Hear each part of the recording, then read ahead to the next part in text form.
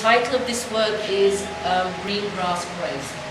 So it's just this idea that the grass keeps growing, you keep cutting it, it keeps growing, you keep cutting it, and it keeps growing. This piece is titled The Mistress and the Master of Grand Ceremonies. I've made a series of work with tea sets before, they were called Strange Encounters.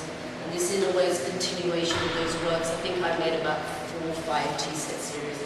And the beginnings of those works were the idea that in a domestic space, when you sit with someone, when you invite them into your house, which is a very private space, you play out this ceremony of tea. And you could be sitting opposite somebody that perhaps you don't know. The first piece I made was The Girl with the Hairy Lips Said No, and it was about this idea of when people bring two families together to then say, this is the girl, this is the boy, and it's all for me, I don't know, it's a very strange and quite obtruse ceremony that you have two people who hardly know each other and then you discuss then the rest of their lives perhaps. That piece particularly was when the girl with the hairy lips said no, she has a moustache, the guy says I don't like you, she says fuck it, breaks the tea set and walks out. There's a kind of humour, there's also a little bit, there's a kind of darkness in the work, there's a bit of comedy, some tragedy. It's like using this idea of humour and comedy but also to show a kind of anxiety. There's a kind of anguish as well which is about people and about how we see people and how we accept them. For very base, usually in very base ways. Do I like the look of your face? Do I like you or do I not like you? Do I like what you wear? Do I like that? It's all how human beings are extremely awkward in many ways. This piece, what happens is, one is a male, one is a female. That's how I see them. And so it's, again, the grand ceremony of the tea ceremony that you share, you eat, you feed, and rice being like a very staple. And you have the samosa, which for me also is like a very, chai samosa kind of. You have to, when you say someone have a samosa, it means you're really saying something like sit down and eat something substantial with me. It's also a kind of food that is quintessentially Indian in many ways. Yeah. So, and then with this piece here, it's also, because these are also made of ceramic, they're porcelain. So you have that fragility of almost place, these could almost topple over in any sense. And then of course there's the broken one in here, and this entire rest of it is balancing extremely precariously, basically on just that one piece here. This piece is called Not All Who Wander Are Lost.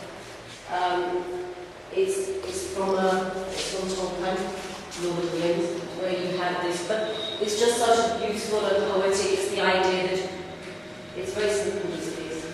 As the world goes round, it just goes round and we all sit. But we're all sitting in the same place and the world is just moving around. And it echoes back to the piece outside, it comes back into these pieces. This work is quite pivotal in the show, and it kind of talks about all the works in the exhibition. And you have a sense in all the pieces in the exhibition, there's a sense of absence of people. That the works allude to us, to human beings and our day-to-day lives, but you really feel like there's something missing. The globe is probably 1950s, 1940s, something like that. And I've been collecting globes for quite a while now. This is the second piece that I've made. The other piece that I did before this work was 7 globes on a table with different heights of stools and chairs, and all the globes are going one way, some are going the other way, some are going at different speeds. That had the same title, and yeah, and you'll see it kind of changes speeds at different times. It gets faster, it goes slower. These are very new works.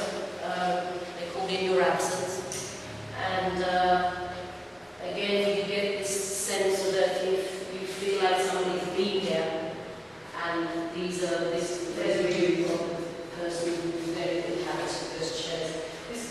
Could be almost seen as quite a functional or dysfunctional family, depends how you see it. Like the sense of a family unit, but all very singular and very intimate. But in a way they're very singular on their own. They stand in their own space. That's how I perceive them, and they have their own kind of elegance. At the same time, there's almost a sense that you've just thrown off your clothes and left them somewhere. And there's also that time in your life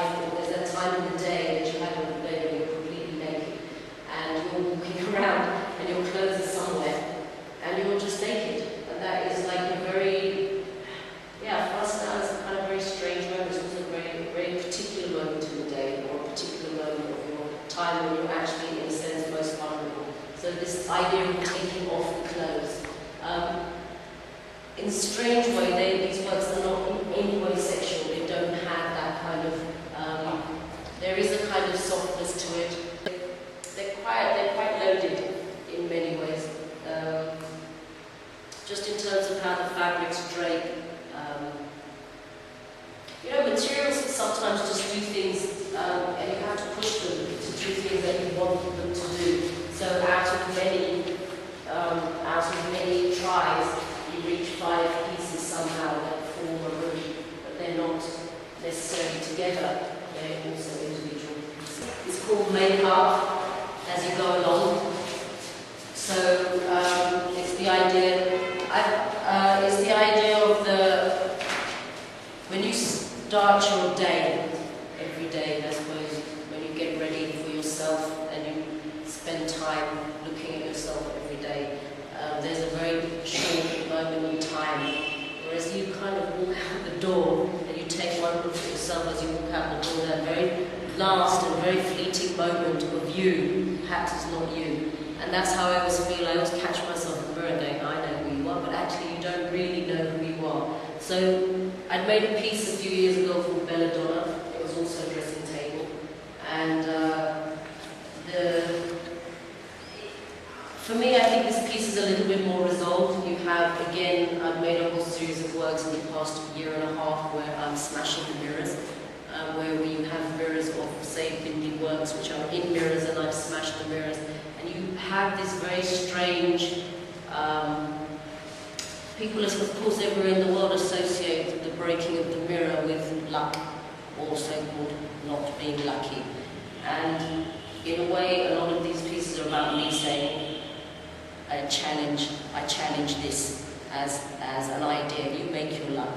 And so then, people say, well, it's bad luck to have a mirror in your room, and I say, well, it's my karma, I take it. So if then you decide then, when you start your day, that you take the luck that you make and you change it, or you take what you have in your life and decide to do something else with it. The bricks underneath are made out of bangles, and they've been burnt, they're red bangles that have been burned down into bricks. And a lot of my work has parts or small parts of other things that keep coming back into the work. The samosas I've been using for a while, the tea sets I've been, and you reconfigure them. And of course this sense of unbalance which you see in the show, there's this sense of, you almost know what everything is, but there's a kind of, you're just turning it upside down. You set the table off on 3 legs so it's purely balancing in midair. There's also a sense of movement. And then you get a chance to see the form of this, it's almost like this work has been picked up and thrown in the air, and it's like you're catching it at that very, very tiny moment in time. You get a sense in the samosas as well, although they're very steady in solid cases with this very strong granite base. A lot of my work is about balance and form. And so when I've done the trees that stand, or the elephant that's falling into the ground, or the heart that's almost about to fall over, there's always this sense of balance, that there is a time in the day when everything could seem very off balance, and you just catch it.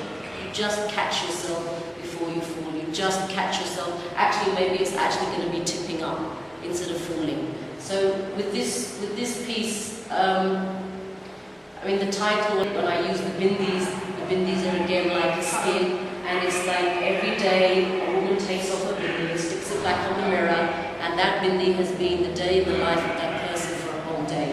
And so when you start to use them as this kind of decoration, and you start to, it gives this element of time again, that these have been many days. I've been looking at myself, or somebody's been looking at themselves every day for many years. What do you see? Where are you going with it? What are you looking for? And what, as with those bindis as the residue of the memory of the day, what are they taking back with them? And then how does that third eye function? Is it of any use at all?